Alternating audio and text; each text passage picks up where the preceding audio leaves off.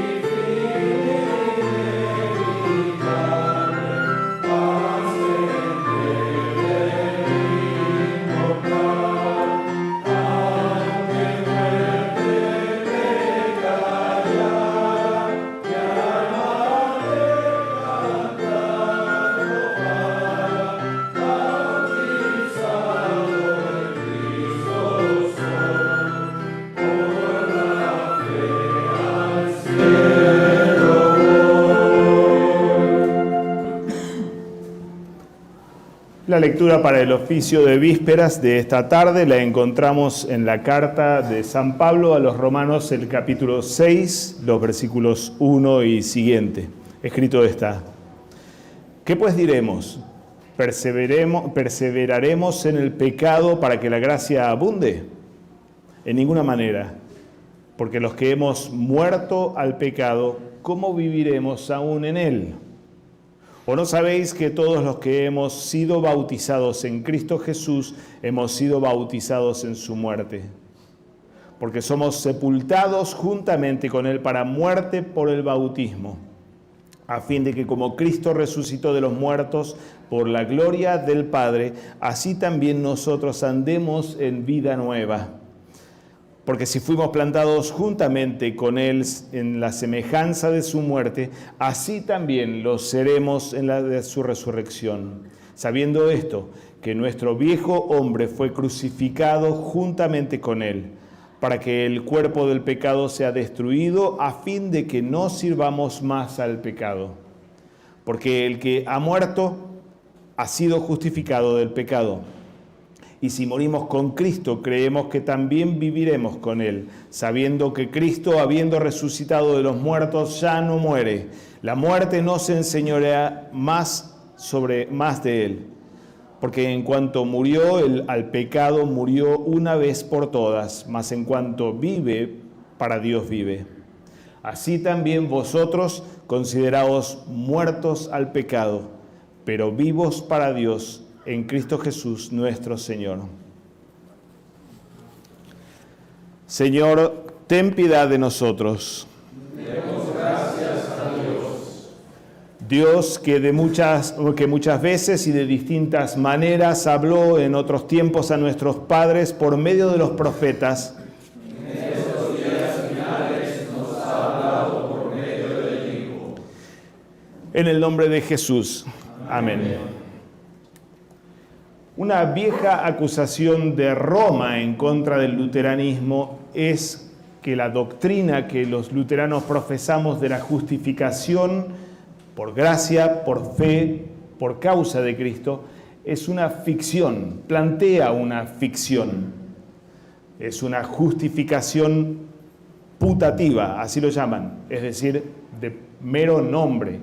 No hay verdad en un acto en el que un Dios que dice ser justo justifica no al justo, sino que justifica a un pecador. ¿Dónde hay verdad en eso? Es necesario entonces, desde la perspectiva de Roma, asegurar la justificación o darle pie a Dios para que cuando justifique al humano no mienta, sino que diga la verdad. Tú eres justo porque eres justo. Eso sería el caso real. El esfuerzo humano por garantizar y dar el respaldo suficiente para que el veredicto divino no sea una farsa, sino que sea real, no sea una ficción. Llamativamente, también dentro de la tradición luterana herética en el pietismo, o una herejía luterana del pietismo, hace una acusación un poco similar al luteranismo ortodoxo por su enfoque sacramental y por la valoración que hace la Iglesia luterana ortodoxa y confesional del valor y la potencia de los sacramentos, diciendo el mero rito externo no hace a una vida cristiana auténtica. Lo que la hace auténtica es una piedad del corazón ejercitada en actos santos y de santidad. Solamente ahí sí hay autenticidad, si no hay también una ficción.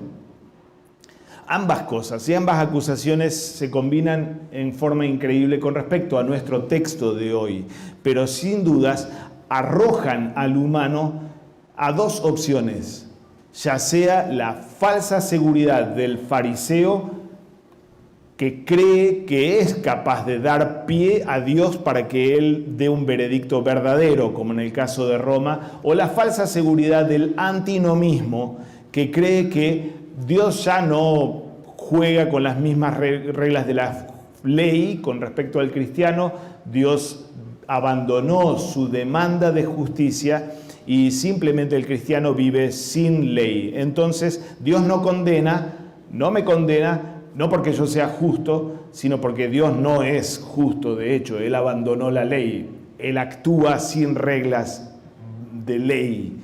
El antinomismo plantea la misma falsa seguridad de estar a salvo a pesar de no prestar atención en arrepentimiento a la santa voluntad de Dios y a la realidad de pecado. Ambos, tanto fariseos como antinomistas, simplemente niegan la realidad. Niegan la realidad propia, en el caso de los fariseos y de Roma, sobre la realidad de mi pecaminosidad, o niegan la realidad de qué clase de Dios tenemos, creyendo que ese Dios es corrupto, o hace la vista gorda a la ley, a su propia ley, y pasa por alto todas las cosas por mirar para otro lado. El otro extremo que genera todo esto y en lo que desemboca en última instancia, especialmente el fariseísmo, es la desesperación de aquel que pregunta ¿cuándo va a ser suficiente? ¿Cuándo podría ser suficientes obras como para satisfacer la demanda divina y para satisfacer ese veredicto de justicia? Nunca. Es la desesperación a la que el fariseísmo especialmente termina arrojando. El saber que eso es mentira y saber que porque soy pecador no tengo escapatoria realmente, no hay solución, ni hay salida. Este desesperado reconoce algo de la realidad, pero no toda la realidad. Reconoce solamente su realidad de pecador, pero no la realidad de qué clase de Dios tenemos en Cristo Jesús. La tormenta a la que todo esto pone al humano no nos es ajena. Nuestra carne piensa, como fariseo un rato, como antinomista otro rato, diciendo, bueno, estoy bautizado, ya está, puedo hacer lo que quiera con mi vida, total, soy luterano, estoy inscrito en FPH, eso me da cartas de garantía para salvoconducto para ir directamente al cielo. O la desesperación genuina del reconocimiento del pecado son tormentas que ciertamente nos golpean a nosotros también una y otra vez, recordándonos, Satanás, de cuánto hemos pecado, de qué actos vergonzosos hemos cometido o cometemos, qué pensamientos perversos tenemos, qué intenciones malignas tantas veces tejemos en nuestra cabeza. Y esto nos arroja a exactamente la misma desesperación de la que estábamos hablando recién. En la carta a los Romanos, Pablo no ignora de ningún modo esas tormentas. Y especialmente en toda nuestra sección de la carta a los Romanos, el segundo gran bloque de la carta, capítulo 5 hasta el capítulo 8, recorre precisamente lo desesperante que puede ser la vida humana aquí en la tierra, donde sigue habiendo muerte, donde el pecado sigue siendo un verdadero problema para mí y para ti, donde la ley sigue recordándome qué soy, cuánto rompo la voluntad de Dios y cuánto merezco el infierno, y donde el fin, la liberación final no llega todavía. Todas estas realidades son las que el apóstol Pablo recorre, como recordarán bien en esta sección de capítulos 5, 6, 7 y 8 de la carta a los Romanos, donde se encuentra nuestro texto. Pablo no hace la vista gorda ni ignora la tormenta por la que atraviesa el humano y el dilema que es moverse tantas veces entre fariseísmo, antinomismo y desesperación, cosa que caracteriza a nuestra carne y nuestro pensamiento carnal. Reconociendo esto, este reconocimiento lo lleva al extremo, y al extremo que vemos en el capítulo 7 hacia el final, donde un mismísimo Pablo dice, desdichado de mí, ¿quién me librará de este cuerpo de muerte?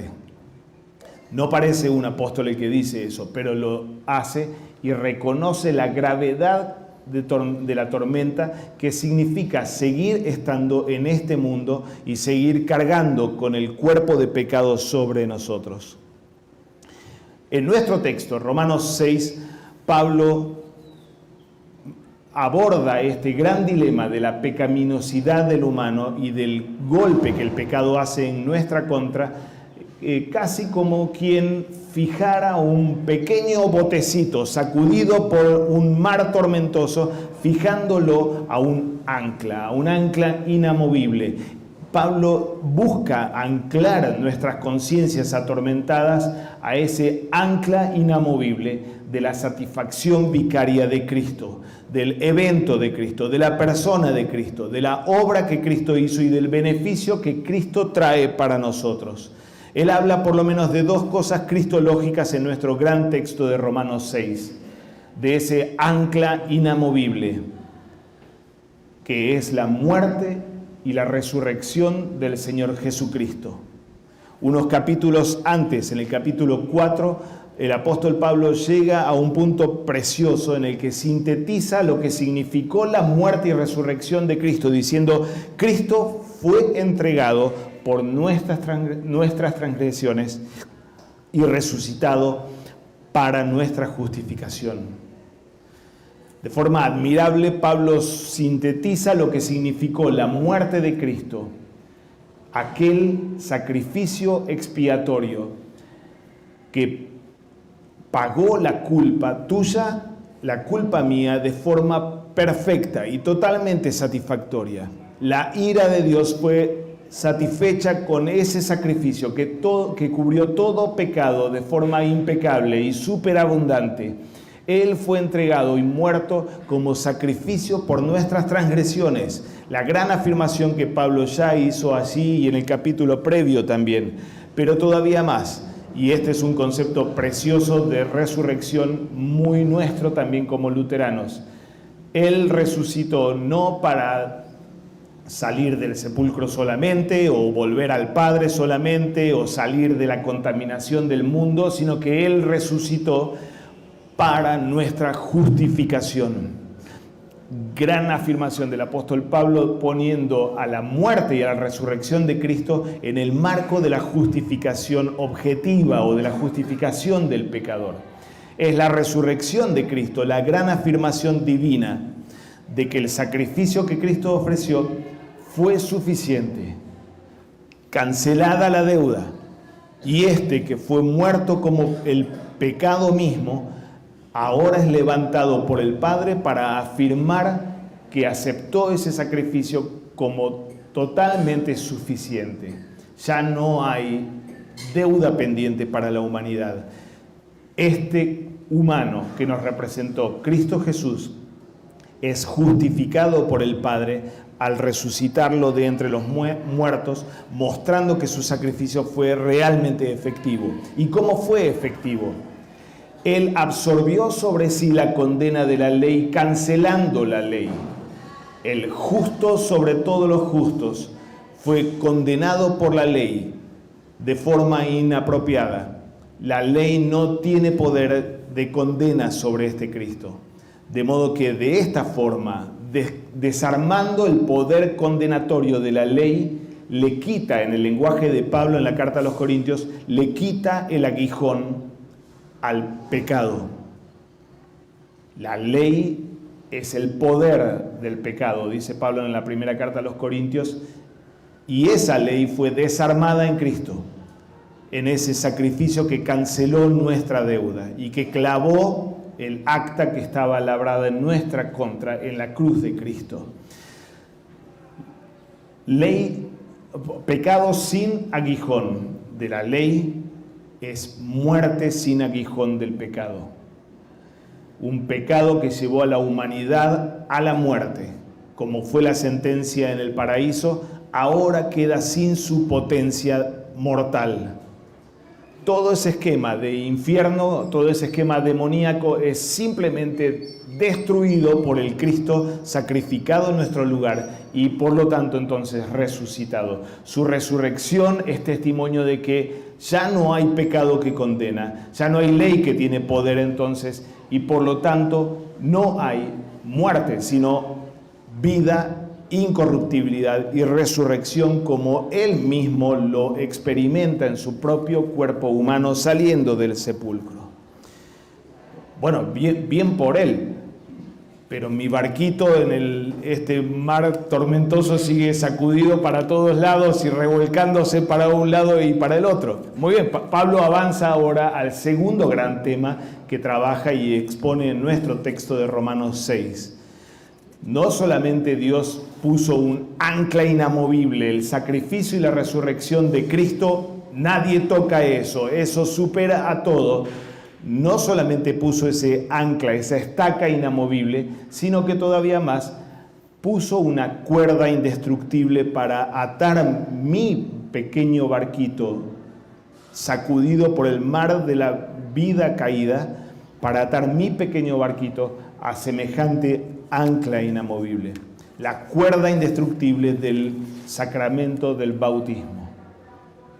Pablo dice en nuestro texto, el bautismo nos une a Cristo en su muerte y resurrección, de modo que lo que Él obtuvo allá lejos y hace tiempo, en ese extranos tan distante de Palestina, del Gólgota, de hace 2000 años, eso que Cristo obtuvo allá tan lejos, ahora es efectivamente mío, es tuyo, por ser bautizados. El bautismo es esa gran cuerda indestructible con la que Dios ata mi pequeño barquito, totalmente frágil frente al pecado, la ley y el infierno, ata mi pequeño barquito a ese ancla que ya destruyó a todos los grandes enemigos. Dios te imputa a ti, te cuenta a ti la justicia perfecta que Cristo obtuvo y que supera la madre de las tormentas, que es la ira divina en contra de toda impiedad. Cristo destruyó esa tormenta y el bautismo te une precisamente a esa gran victoria que Cristo obtuvo en nuestro favor. Así, el pecado ni la muerte tienen su aguijón, lo han perdido, y lo han perdido no solamente con Cristo, allá lejos, lo han perdido conmigo, porque soy bautizado. Esta es la gran afirmación que tenemos en nuestras confesiones. La apología en el capítulo 2, por ejemplo, dice lo siguiente: el bautismo quita la culpabilidad al pecado original. Aunque lo material del pecado, como lo llaman ellos, los teólogos escolásticos, la concupiscencia permanezca. Aunque sigue existiendo substancia de pecado, ese pecado no tiene poder, no tiene potencia de condena contra el bautizado. Del mismo modo, sigue la apología diciendo, habla San Agustín cuando dice, en el bautismo se perdona el pecado, no de modo que ya no exista, sino de modo que ya no es imputado. Mi pecado no sigue siendo contado en mi contra. Fue absorbido por aquel sustituto. Y el bautismo me otorga todos los beneficios que ese sustituto obtuvo para mí. No pecado y condena, sino todo lo contrario. Una justicia que recibe el veredicto divino, verdadero, de perdonado, absuelto. Todavía más, Pablo dice que el bautismo nos injerta, como si fuera una rama en un tronco, nos injerta en Cristo. Preciosa imagen que posiblemente el apóstol haya ligado y conocido a partir de la parábola de la vid verdadera en Juan 15. Como ramas injertados en Cristo, mamando de la savia misma de Cristo, de modo que su justicia entra adentro mío, me penetra a mí y absorbe, destruye mi propia contaminación y mi pecado. Esa justicia, la justicia de Cristo, es una historia, es una narrativa que los evangelios nos cuentan. La historia de un justo, pasivamente justo, que caminó en obediencia hacia la cruz, absorbiendo nuestra condena para llevarla consigo y que ya no esté sobre mis espaldas ni en mi cuenta. La historia de este activamente justo Jesucristo, quien cumple a la perfección toda la demanda de la ley, de modo que la ley ya no tiene agarre contra Cristo, ya no puede condenarlo, ya no puede retenerlo en la muerte. Esa es la historia de Cristo y la historia que conocemos bien. Por esto Él resucita como justo y demostrando su propia justicia. Pero esa historia de Cristo es la tuya desde el bautismo, donde tu historia fue configurada de forma cristológica, donde recibiste una identidad cristológica. La historia de Cristo es la tuya, y así como Él fue hundido en el sepulcro, del mismo modo nosotros fuimos hundidos en la pila bautismal. Así como Él se levantó sobre el sepulcro para ya no girar en torno al dilema del pecado, sino habilitar una nueva humanidad justa que vive para Dios y vive para la justicia, del mismo modo el bautizado sale de la pila bautismal vocacionado, destinado para la justicia de Dios y ya no para seguir girando en torno a esa tremenda historia de dilema en la que el primer Adán nos insertó. Nacemos de este nuevo Adán, como nuevos Adanes también. Tú fuiste sepultado para que se termine la historia de condena. Fuiste sepultado en las aguas bautismales. Tú fuiste levantado de las aguas bautismales para vivir ya no para ti mismo, ni como esclavo del pecado y del infierno, sino para vivir para Dios, para la justicia divina. Esto no es cosa del pasado, allí cuando hace 50 y casi 2 años fui bautizado yo y vaya a saber cuántos años más ustedes. No es cosa solamente del pasado y de aquel día tan impresionante y fundamental de nuestro bautismo en nuestra infancia o juventud, sino que es la gran realidad en la que toda nuestra historia queda configurada. Si no, pensemos como aquel último día, cuando yo haya entrado en el sepulcro y sea levantado del sepulcro para vida incorruptible, no cumple finalmente y realiza finalmente el sacramento del bautismo. El día de mi resurrección se completará lo que el bautismo inició. Y lo que el bautismo fue: sepultura para resurrección. Pero es tu identidad hoy, como bautizado. No es cosa solo del pasado, ni de un futuro lejano, sino de tu presente, aquí y ahora mismo. Tu identidad fue configurada como la de Cristo, para ya no vivir incurvado en ti mismo, en tus incapacidades o en tu pretendida capacidad o en el destino hacia el que tú mismo podrías llevar tu vida, que no es otro que el infierno, sino que vivas atado al ancla inamovible de Cristo por medio del bautismo. El bautismo te ató a esa gran realidad para que toda tormenta que hoy día te sacude y te lleva de aquí para allá no defina tu verdadera identidad ni tu historia, sino que como atado al gran ancla inamovible de la muerte y resurrección de Cristo, seas definido desde allí por aquello que Cristo hizo para ti y que hizo tuyo efectivamente en el bautismo. Eso nos marca nuestra agenda. Eso marca nuestra fascinación, eso marca dónde tenemos puesta nuestra mirada y qué decimos de nosotros, ya muertos juntamente con Cristo al pecado y resucitados juntamente con Cristo para la justicia de Dios.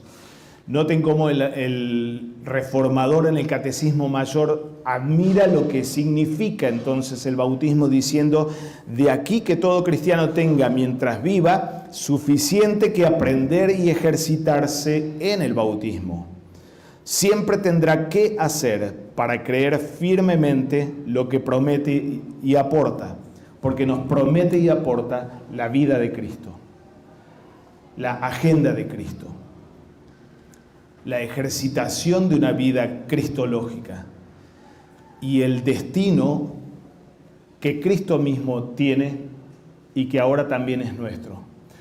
Vaya agenda, vaya tantas cosas a las que nos llama este bautismo y a las que queremos invitar a nuestras ovejas a desarrollar y ejercitarse también como bautizados en Cristo.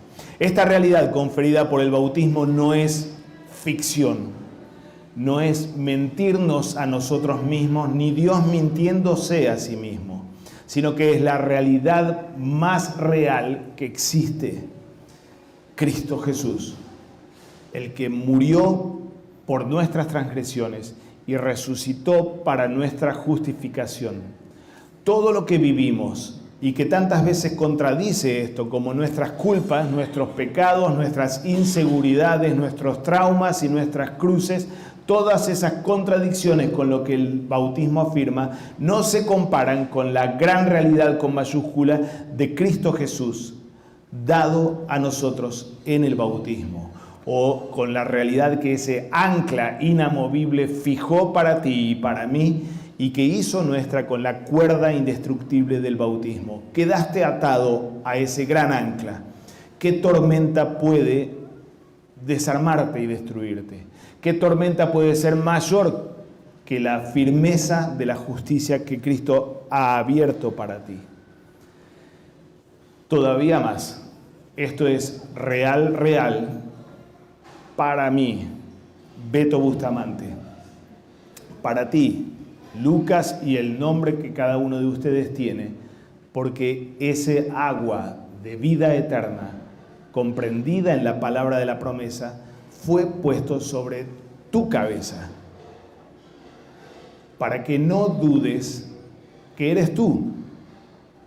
Eres tú el atado a ese ancla inamovible de la muerte y resurrección de Cristo por el bautismo. Efectivamente, porque fuiste bautizado y eres bautizado. Lutero, otra vez, y para terminar, en el Catecismo Mayor describe esto de forma extraordinaria. En ese rito externo, en el agua externa, comprendida en la palabra, la fe obtiene lo que tanto necesita. Y aquí cito a Lutero: algo seguro a qué aferrarse y sobre lo cual fundarse y basarse. Pues Dios mismo ha dado e implantado su palabra en el bautismo y nos ofrece esta cosa externa para que podamos captar ahí el tesoro abierto en Cristo. Esa realidad de Cristo a la que fuiste atado es verísima et realísima, como uno de nuestros teólogos describe la justificación, no como algo putativo, falso o ficticio, sino como algo verísimo et realísimo. Es la gran realidad del veredicto divino en nuestro favor por causa de Cristo, la gran realidad de la justicia que Cristo obtuvo para ti y que hace tuya por medio del bautismo. Que el Señor nos afirme en este gozo inmenso y en esta gran realidad que Cristo abrió para nosotros en el bautismo y que hace nuestra, hace tuya, para que día a día en tus tormentas recuerdes con qué cuerda fuiste atado y a qué ancla inamovible fuiste fijado. Amén. Amén.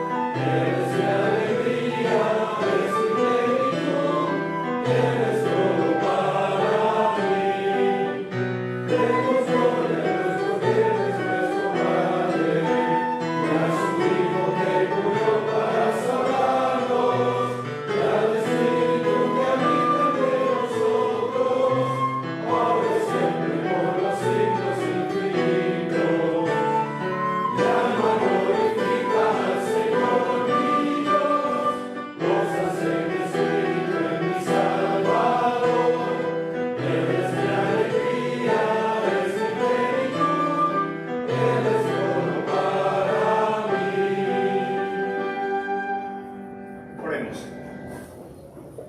Oh Dios, por medio de la guía de una estrella diste a conocer a tu único Hijo a los gentiles.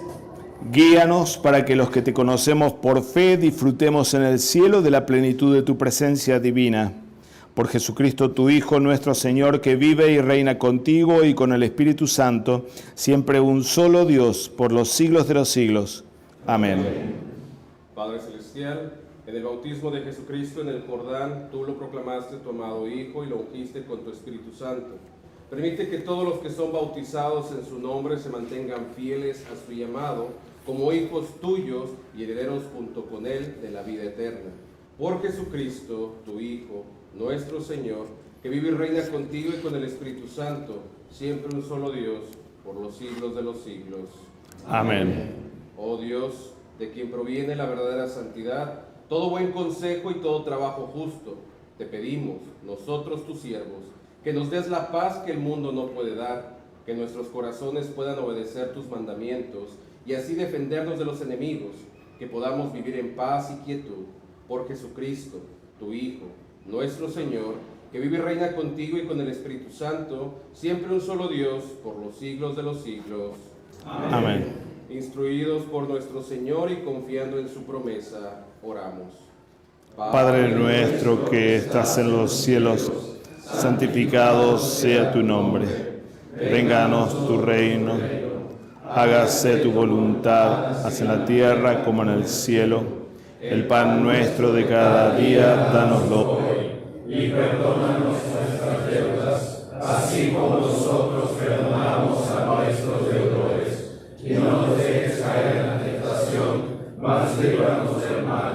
Porque tuyo es el reino, el poder y la gloria, por los siglos de los siglos. Amén.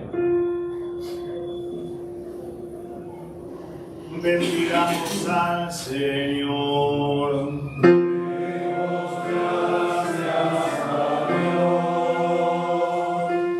El Señor Todopoderoso y Misericordioso, el Padre, el Hijo y el Espíritu Santo, los bendiga y los guarde. Amén.